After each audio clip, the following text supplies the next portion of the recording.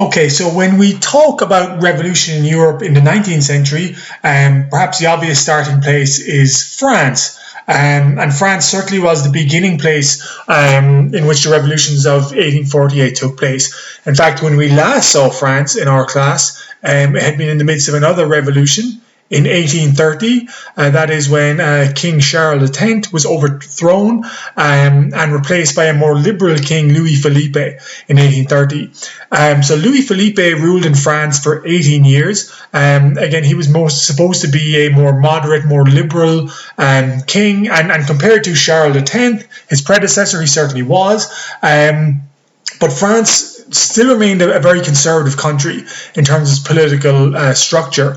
Most obviously, the fact that only 1% of the French population could actually vote in French elections. So even though France was supposed to be a constitutional monarchy after the rise of Louis Philippe in 1830, the reality was that power was kept in the hands of a political elite, and most people were left on the outside. So France, for a couple of reasons, you have liberals who are dissatisfied with the narrow franchise in France in the 1840s. France was particularly hard hit by the agricultural crises and economic depression in the mid-1840s. And this helped spur a campaign for people demanding greater political reform. There was a series of political campaigns organised starting in 1847. Basically, they were banquets in which people were invited to meet and discuss and debate how France could expand its franchise. And this campaign was supposed to conclude on February 22nd, 1848. And you might wonder, why did they choose February 22nd? Well, it was somebody's birthday. Whose birthday was it?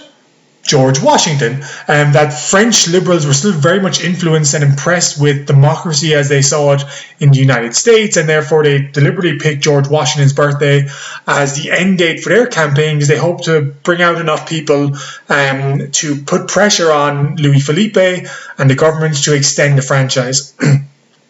However, as these banquets got bigger and bigger, and as February 22nd approached, the government decided to ban the banquet on February 22nd. And when the 22nd rolled around, the banquets didn't take place, but a large crowd formed in Paris, essentially protesting at the banning of the banquet. So starting on February 22nd, large crowds started assembling. There was an even larger crowd that emerged the following night.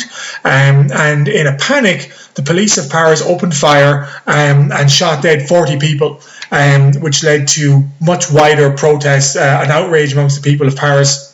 And very quickly it became evident that Louis Philippe's position as king was no longer tenable.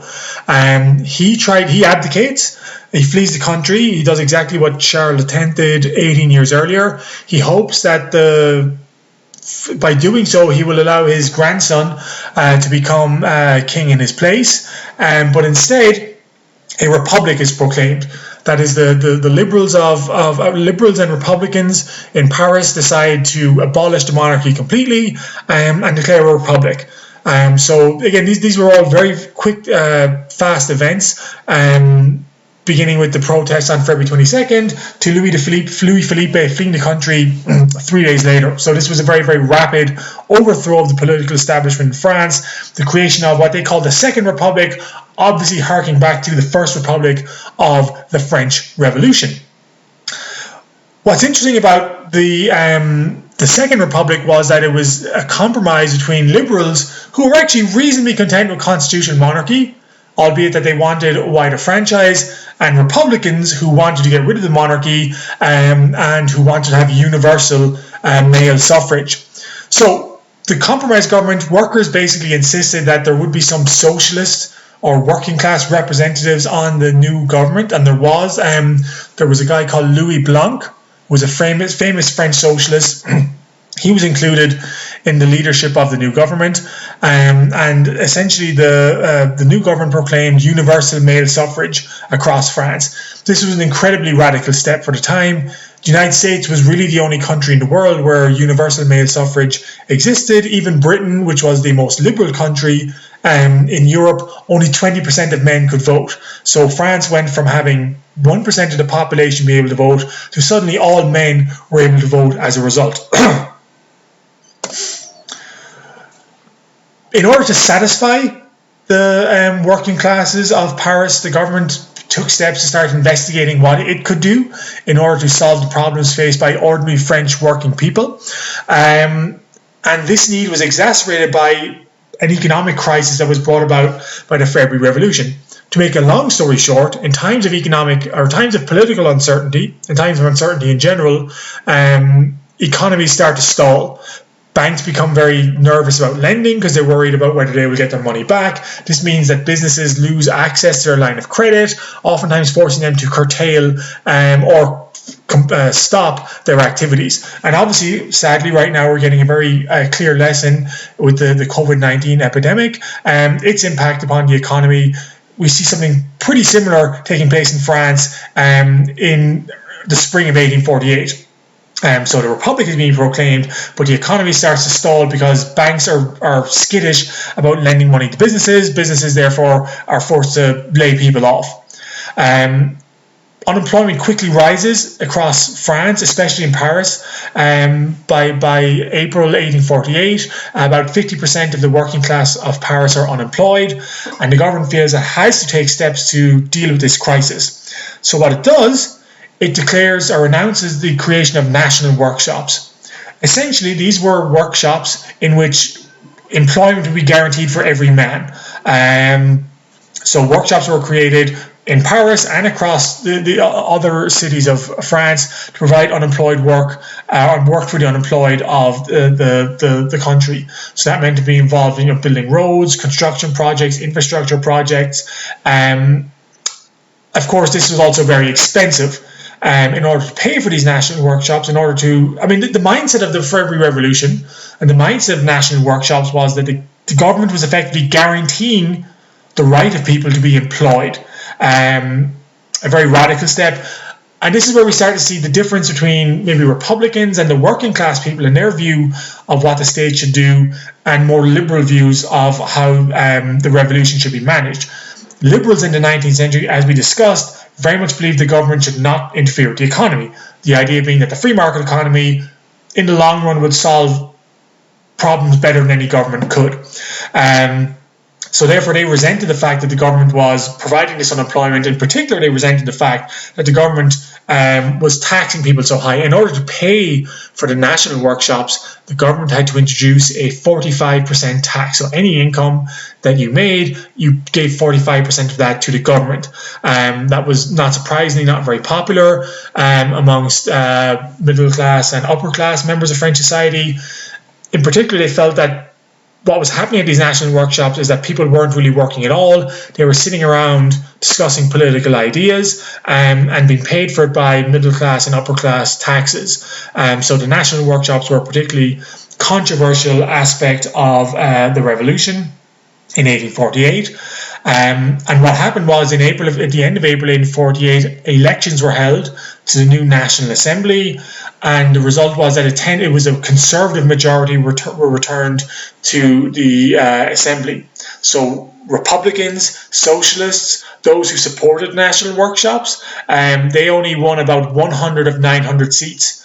So a large number of French voters quite early on expressed their discontent with national workshops. By June 1848, the cost of national workshops, the discontent amongst the taxpayers in paying for national workshops encourages the government, and I mentioned by this stage the government is largely in conservative or liberal hands, that is, people who do not want to support the continuation of the national workshops. So the government feels comfortable in announcing that they are about to close the workshops. In response, the people of Paris, who fear that they will not be employed otherwise, stage a rebellion. This is known in French history as the June Days of 1848. The ordinary workers of Paris rebel against the government because of its threat to close the national workshops. And for 3 days in June, there is a bloody battle between the workers of Paris and the French army. And the end result is that 1,500 people are left dead in the fighting. Some of them simply executed by soldiers without any kind of due process. And so what we see with the June Days is the very sharp division between the working class of France from the middle and upper classes.